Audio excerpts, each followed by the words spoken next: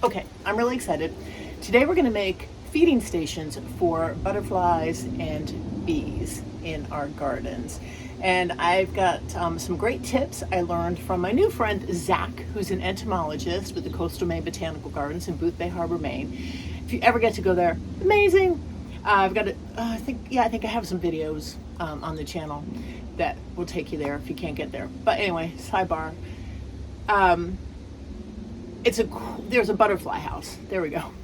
It's hot. Like, my brain does not function over 75 degrees, and it's like 91 here in Maine. I am not bred for this.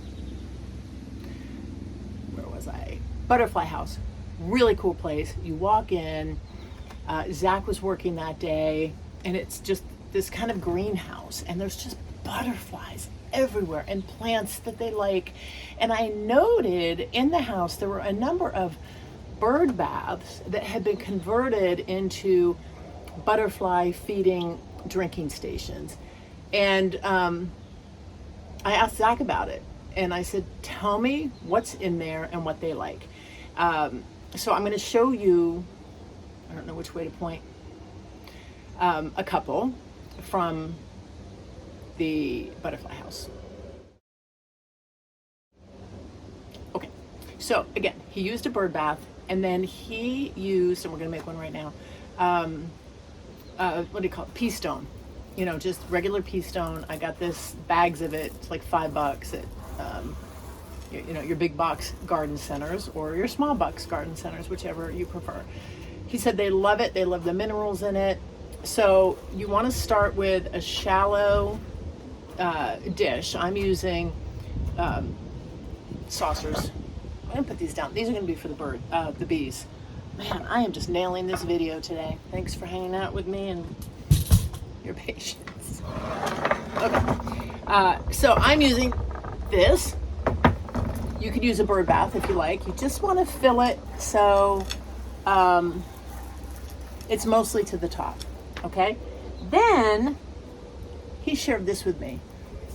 Butterflies will definitely be attracted to your garden if there's flowers and plants that they like, but what they really like is food. So as you saw in his butterfly feeding stations, there was fruit in there. He used strawberries in one, there were blueberries in another. He said you can use bananas, and then what you do is you just put the fruit in the feeding station.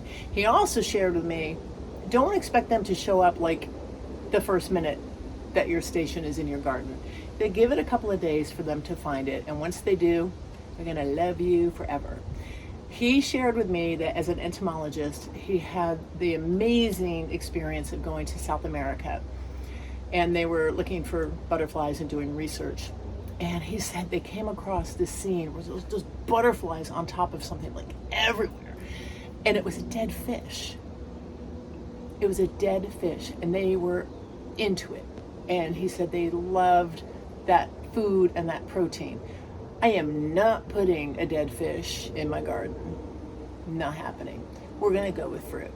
Okay? So I've got this done. What I'm gonna do now is put some water in it. This is gonna get really heavy. I had to do it here in the shade on the patio because it is too hot outside. Okay. Probably put a little too much in. That's probably gonna spill when I try to carry it, but you get the idea.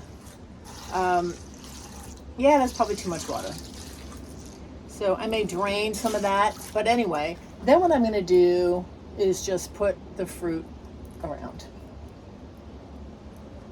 Now you may worry about flies, you may worry about birds eating it, there may be, in my case, squirrels that eat it. So I would just check it every day and see what happens. I am going to not set this down on the ground for that very reason. I'm going to raise it on top of something. I'm not sure what yet, but I'll take you out in the garden and show you where I set that up. Okay, so that's that. Now let's make easy peasy drinking stations for our bee friends. I'm going to slide this out of the way and we'll do that next. And now for the bees. I was just out filling one of my bird baths, and I noticed this bee like buzzing around, kind of like, I'm really thirsty. What you got for me? But it's too deep and I don't want to drown in there. So we're gonna make little bee baths, if you will.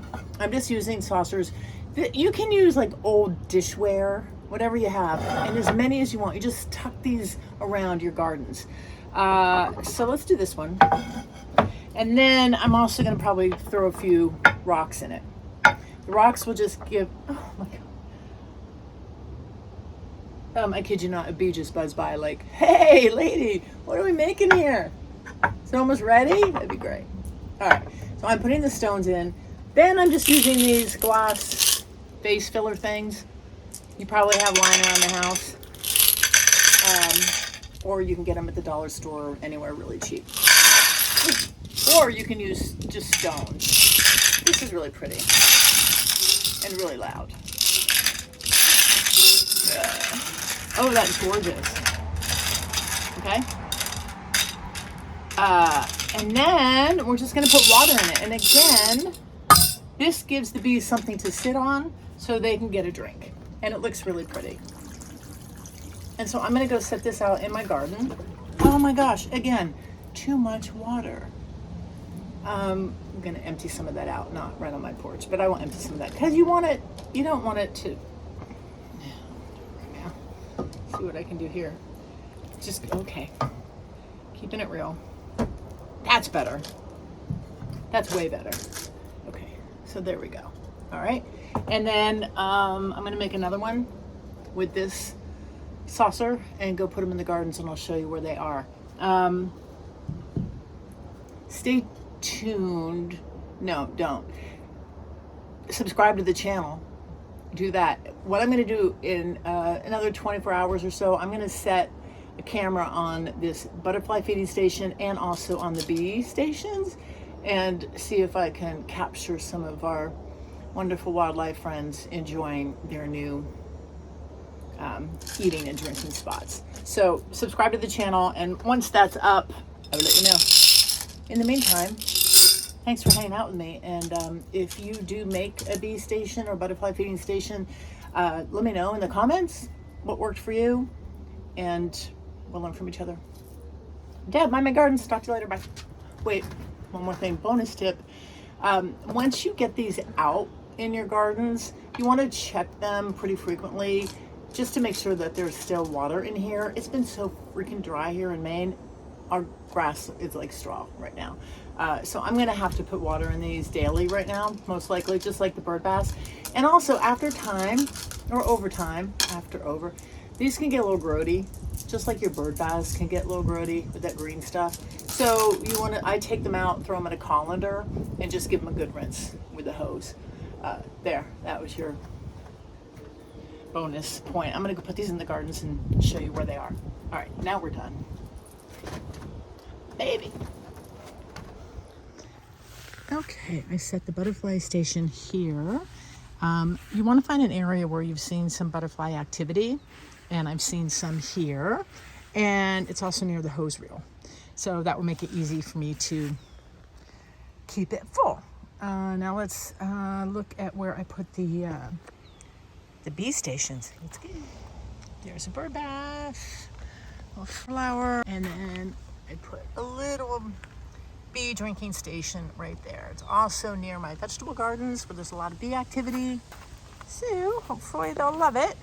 And one more to show you. So I have this cute little chair in my garden, in my rhodie and hosta garden. And I put the bee station right there. So there we go. Stay tuned. Come and get them, bees and butterflies. We gotcha.